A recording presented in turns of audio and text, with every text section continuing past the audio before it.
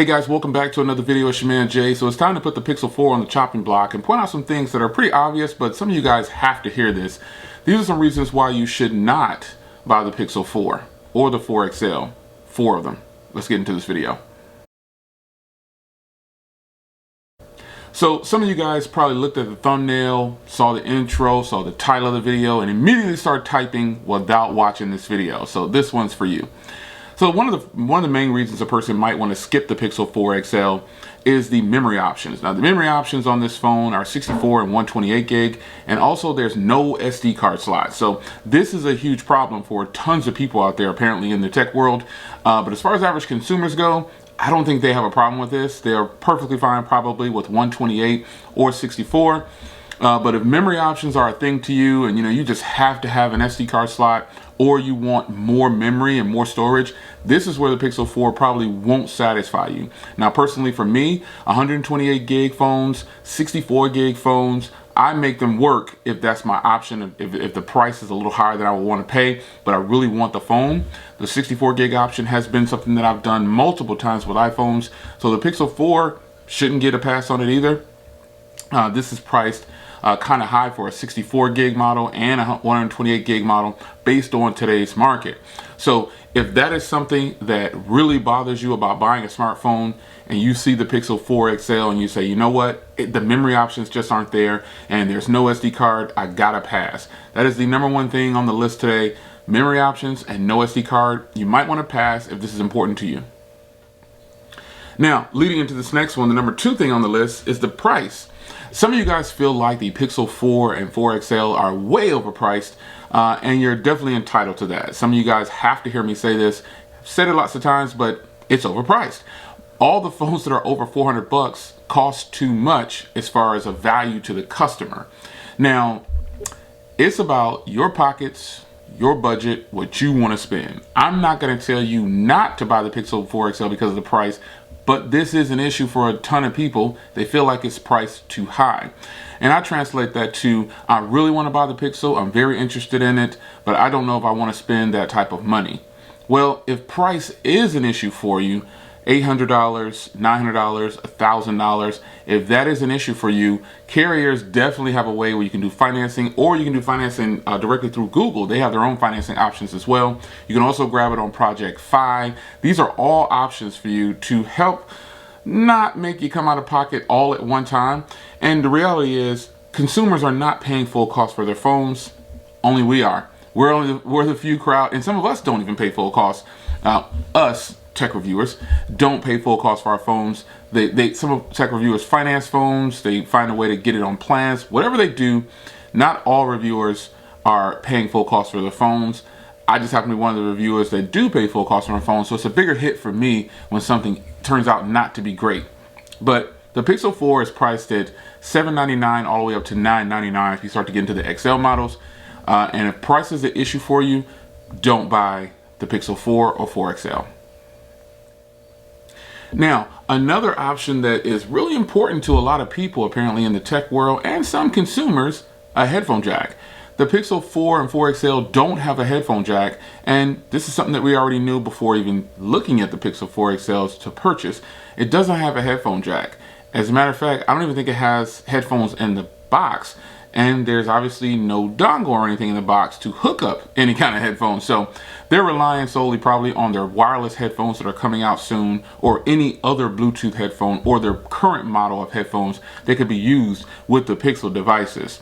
So if not having a headphone jack is really important to you, you might want to pass on this one and do not get it if you don't want to invest in an affordable pair of Bluetooth headphones or Google's own wireless earbuds or headphones or anything like that. That's a simple one. If you need a headphone jack, steer clear of the Pixel 4 or 4 XL. Now, something that recently came across in the tech world to me as a surprise is the want of Google to put an ultra-wide camera on their next device. Now, a lot of us actually thought that they would do some kind of triple camera setup, but Google went with a telephoto lens instead. So if you're a person who loves to shoot ultra-wide video, love to take ultra-wide photos, don't even look at the Pixel 4 or 4 XL. they don't have one. They have a telephoto lens and they have a standard wide lens. As a matter of fact, for the front camera, they took away the dual camera setup and just have the one camera up there because they got some different sensors up there to make the phone better. But I would tell you that if in fact this is like one of the deal breakers for you, you just can't live without your ultra wide, you might want to steer clear of the Pixel 4 and 4 XL. Now, while I love using ultra wide, and I've given you plenty of examples as a content creator how it's extremely useful to me, obviously, way more than a telephoto lens, it's not a deal breaker for me. For some people it is though, and having an ultra wide lens is something that people seem to want now in the tech world, believe it or not. Even though it's been offered years ago by LG, no one really paid attention to it, but I guess now the masses are catching up, which means LG was out of their time. And I'm just using LG because they're one of the best at wide angle lenses. You know, if a phone doesn't have it now it's automatically required. If a phone doesn't have 90 Hertz, oh, it's a requirement. So if those are some things, those are 4 things that, you know, if you just can't check the box off on, you know, and say it's not a deal breaker on those things, don't even bother looking at Pixel 4 videos. Don't look at Pixel 4 reviews. Don't do anything don't even make yourself get upset about the Pixel 4. Now, I made this video for one sole reason.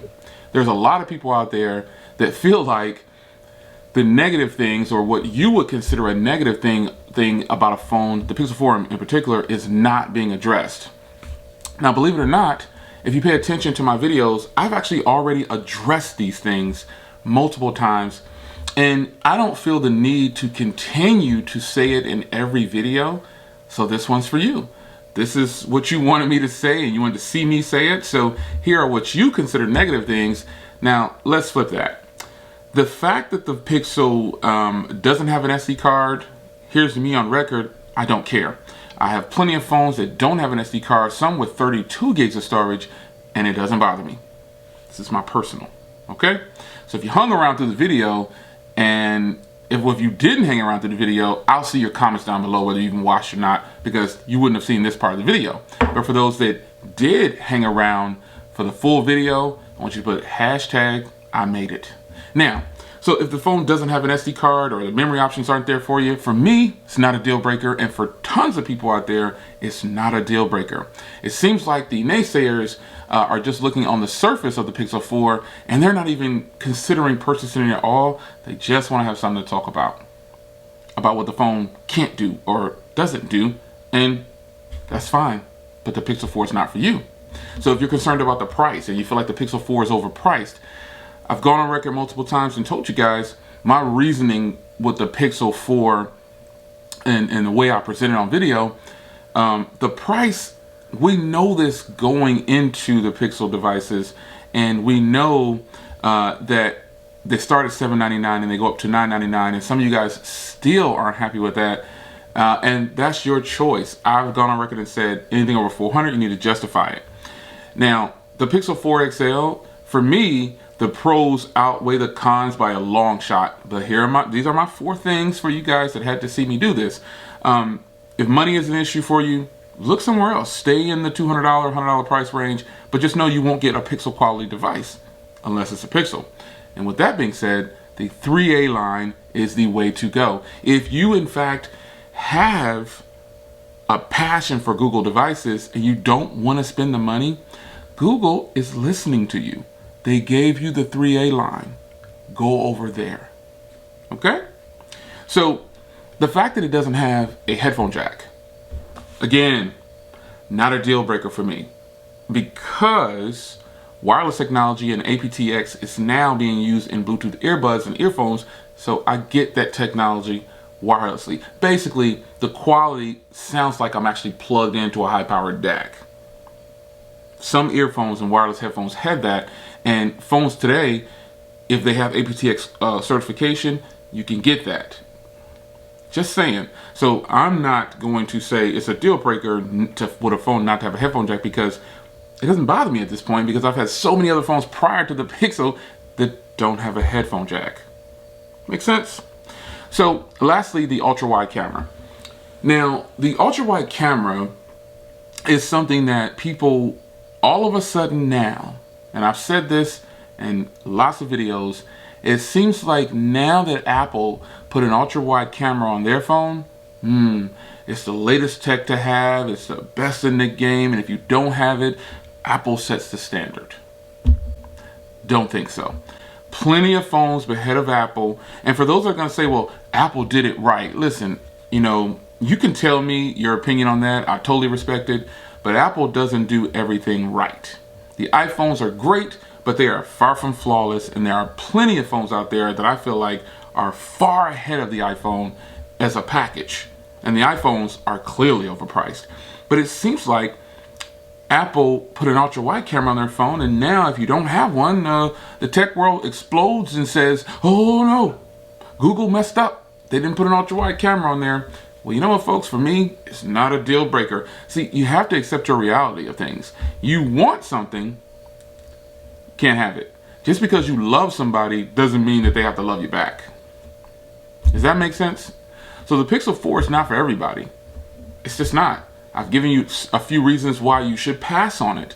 But for those that actually are passionate about Android, the pros definitely outweigh the cons for me. With the Pixel 4 XL and the Pixel 4, this phone has so much going for it.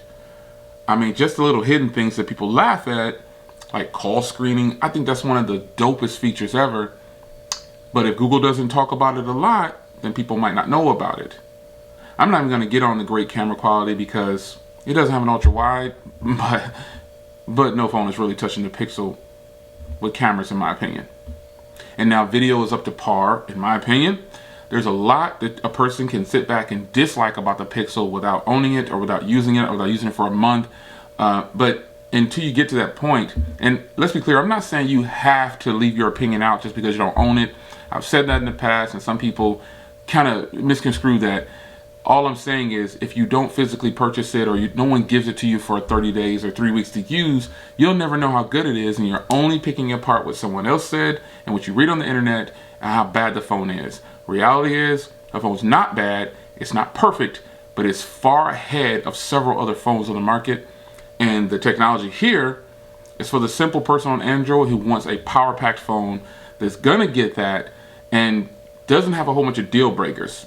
Like I said, pros and cons. The pros heavily outweigh the cons for me. So this is a video for the people that needed to know some cons or dislikes or negatives that you might think are negatives. Not to everybody. It's your man Jay. See you in the next one. Take care.